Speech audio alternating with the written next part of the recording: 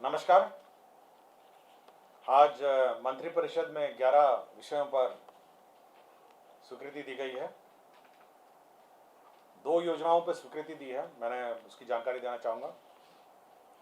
सर्वप्रथम Bakhtiyarpur engineering college में जो 5 एकड़ निःशुल्क भूमि उनको मिली थी एक्सपेंशन के लिए, उसमें प्रशासनिक सह अकादमिक ब्लॉक, बालिका छात्रावास, ऑडिटोरियम का निर्माण, परिसर का विकास, फुटबॉल मैदान, 4 दीवारी, कुल 49,72,78,000 रुपये प्रशासनिक स्वीकृति दी गई है।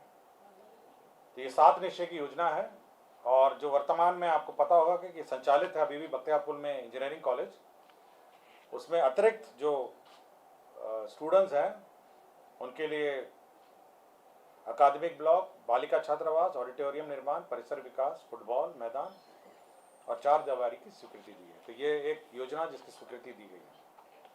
दूसरी योजना जो स्वीकृति दी गई है वह आपको जानकारी होगा कि दरभंगा में राज्य सरकार ने एम्स के लिए, all Indian institute of medical sciences के लिए भूमि बहादुरपुर अंचल में एकमी शोभन बाईपास सड़क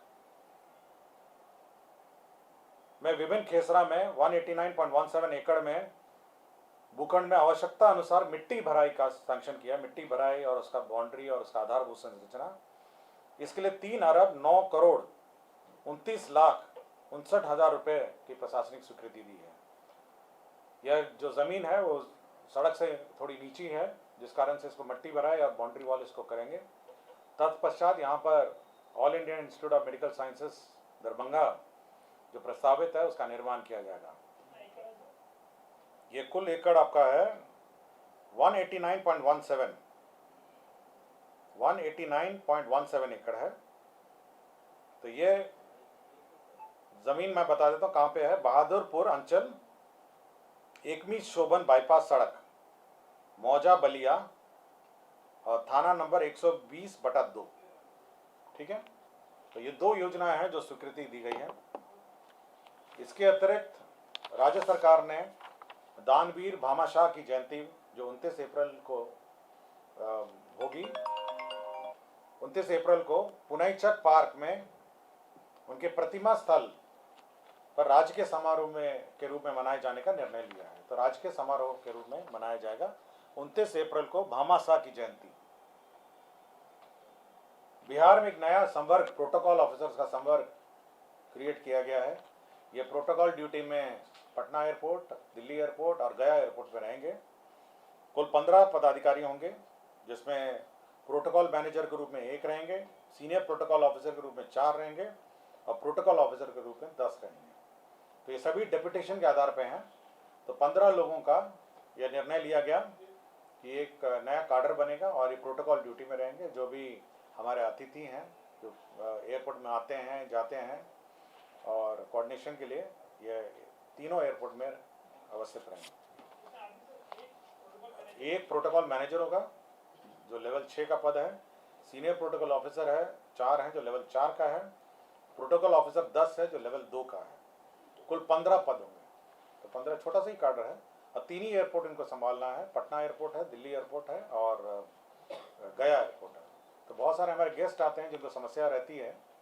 ये परमानेंट काडर रहेगा। इनका ट्रेनिंग प्रशिक्षण प्रोटोकॉल में होगा और ये जो हमारे अतिथि हैं उनको रिसीव करेंगे और उनको डिपार्चर के लिए सहयोग करेंगे। काडर का नाम क्या होगा सर? प्रोटोकॉल काडर का नाम क्या होगा? इसका काडर का नाम मैं बता, बिहार प्रोटोकॉल संवर्ग भर्ती एवं सेवा शर्त नियमावली 2023 ये है। और protocol manager, senior protocol officer and protocol officer. Zamindari bonds को जो इशू हुए थे, जो निर्गत हुए थे 1972 और 1974 के बीच में, जमींदारी बॉन्ड 40 वर्षों के लिए निर्गत किए गए थे।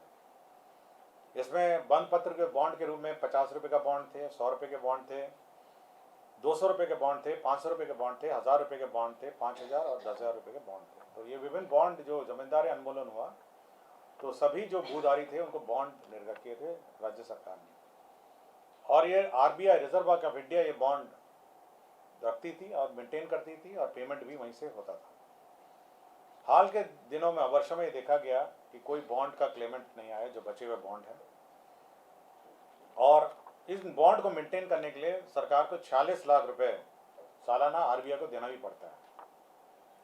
अब यह निर्णय लिया गया कि सरकार इस बॉन्ड सभी को आरबीआई से लेकर अपने स्ट्रांग रूम में रखेगी, और अपने स्ट्रांग रूम में जब जब किसी को बॉन्ड अपना प्रस्तुत करके भुगतान चाहेगी तो सरकार उसका भुगतान कर देगी। तो आरबीआई के स्थान पर राज्य सरकार बॉन्ड होंगे सर? इसमें 4,63,152 4,63,152 कुल बंद बता बताया। ठीक है। मोटर वाहन संशोधन अधिनियम 1988, आपको पता होगा कि जो में संशोधन और बिहार मोटर गाड़ी नियमावली 1992 और इसमें आवश्यक संशोधन 1988 धारा 165 पठित धारा 176, इसकी नियमावली जो 2023 है उसका नया नियमावली बनाया गया है। इसमें पहले आपको जानकारी होगा कि बीच में हम लोगों ने एक ट्रिब्यूनल बनाया था और राज्य सरकार पहले भुगतान करती थी और उसके बाद इंश्योरेंस कंपनी से क्लेम करती थी। माननीय सर्वोच्च न्यायालय ने प्रक्रिया निर्धारित कर दी है और भारत सरकार ने भी प्रक्रिया निर्धारित कर दी है कि ट्रिब्यूनल के माध्यम से ही जो डेथ और अन्य क्लेम्स हैं, इंजरी क्लेम्स हैं, वो भुगतान होंगे।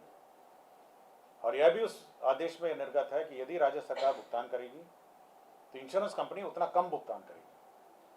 तो यह तो राज्य सरकार का घाटा हुआ। राज्य सरकार ने अभी क्या किया है कि सभी जिलों में अब ट्रिब्यूनल का गठन होगा। जो भी क्लेमेंट हैं डेथ के या इंजरी के, जो भी इंश्योरेंस क्लेम है वहाँ पे ट्रिब्यूनल में दर्ज करेंगे। जिला स्तर पर एक न्यायिक पदाधिकारी की अध्यक्षता में है, ये रिटायर्ड न्यायिक पदाधिकारी की अध्यक्षता में एक न्यायाधिकरण है। तो ये वहाँ पे जो ट्रिब्यूनल है वो निर्णय लेगी और भुगतान हो सकेगा। तो यह एक महत्वपूर्ण निर्णय है कि अब जो ट्रिब्यूनल हैं, जो डेथ और एक्सीडेंट के ट्रिब्यूनल हैं, वो अब जिला स्तर पर रहेंगे और क्लेम वहाँ पे फाइल होगा और वहीं पे डिस्पोजल होगा। तो न्यायिक ये प्राधिकरण जो न्यायाधिकरण है उसका गठन की मंत्रिपरिषद ने स्वीकृति दी है। अभी एक ही था, पूरे राज्य में एक था और बड़ी कठिनाई होती थी और होता ये था कि राज्य सरकार पेमेंट करती थी और उसके बाद इंश्योरेंस कंपनी से क्लेम होता था।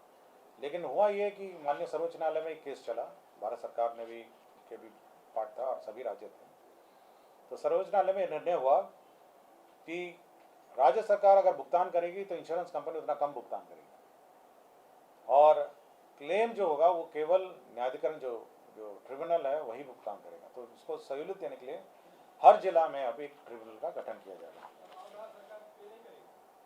अब तो ट्रिब्यूनल देगा ना, अगर राज्य सरकार देगी तो फिर इंश्योरेंस कंपनी का फायदा हो गया ना, इंश्योरेंस कंपनी उतना कम भुगतान करेगी। गृह विभाग का एक प्रस्ताव था जिसमें बिहार पुलिस के पीटीसी प्रशिक्षित और 3 सिपाही रैंक के पुलिस पदाधिकारी को अन्य राज्य की तर्ज पर अनुसंधान की शक्तियां प्राधिकृत करने के संबंध में आपकी जानकारी है कि रिजर्वेशन एंड प्रमोशन के आलोक में प्रमोशन की कार्रवाई अभी बाधित है और माननीय सर्वोच्च न्यायालय में विचाराधीन है। प्रमोशन के अभाव में जो इन्वेस्टिगेटिंग ऑफिसर्स हैं उनकी कमी है। राज्य सरकार ने यह निर्णय लिया कि जो पीटीसी प्रशिक्षित 3 सिपाही हैं जो प्रमोशन के कगार पे हैं उनको अनुसंधान की शक्तियां दी जाए, केस में ट्रायल की जो केस में अनुसंधान की शक्तियां दी जाए, यह निर्णय राज्य सरकार ने लिया है। तो अब जो कांस्टेबल हैं जो पीटीसी उत्तीर्ण हैं, सिपाही के रैंक में हैं, ये अन्य राज्यों में भी यही व्यवस्था है क्योंकि वहाँ पे भी यही रिजर्वेशन प्रमोशन बाधित है, उन्होंने भी यही किया है। तो अब बिहार पीटीसी प्रशिक्षित 3 सिपाही रैंक के पुलिस पदाधिकारी अन्य राज्य की तर्ज पर अनुसंधान की शक्तियाँ प्राधिकृत होगी। तो ये लोग होंगे लेस देन एएसआई? हाँ, less than ASI, just below ASI.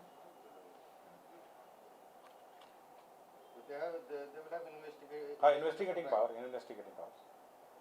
विज्ञान एवं प्रौद्योगिकी विभाग का एक प्रस्ताव था जिसमें तकनीकी शिक्षा गुणवत्ता उन्नयन कार्यक्रम 3य चरण के अंतर्गत सर 1 सेकंड सर, इसमें कितने होंगे, कुछ आइडिया है सर अभी तक पीटीसी वाले ऑल ओवर मतलब बिहार में जिनको कि they will get investigative right मतलब पावर?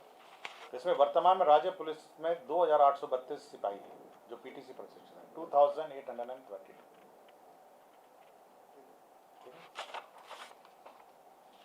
विज्ञान एवं प्रौद्योगिकी विभाग के अंतर्गत तकनीकी शिक्षा गुणवत्ता उन्नयन कार्यक्रम तृतीय चरण के अंतर्गत कंप्यूटर साइंस एंड इंजीनियरिंग संकाय के अंतर्गत नियोजित सहायक प्राध्यापकों का दिनांक 1/4/2023 से 31/3/2024 तक 1 वर्ष तक एक्सटेंशन हुआ तथा भौतिक रसायन गणित एवं अंग्रेजी संकाय के अंतर्गत नियोजित सहायक प्राध्यापकों को 1/4/2023 से 30/9/2023 6 माह तक एक्सटेंशन दिया है। अभी वर्तमान में पद रिक्त हैं और बहाली की प्रक्रिया चल रही है, तो बहाली की प्रक्रिया तक ये एक्सटेंशन का प्रस्ताव है। गृह विभाग एक प्रस्ताव है कि राज्य में हो रहे